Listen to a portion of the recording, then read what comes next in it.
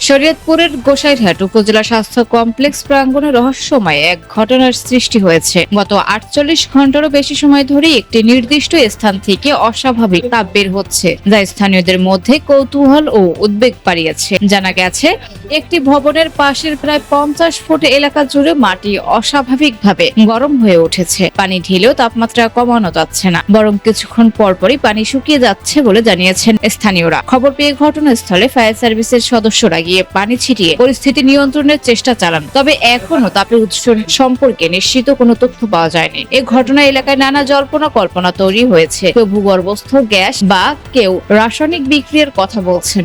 তবে প্রশাসন জানিয়েছে, বিশেষজ্ঞদের মতামত ছাড়া এ বিষয়ে নিশ্চিত হওয়া সম্ভব নয়।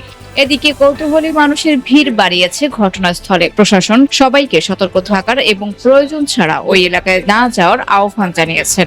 সানিয়া খান, তালাশ, বিডি, ঢাকা।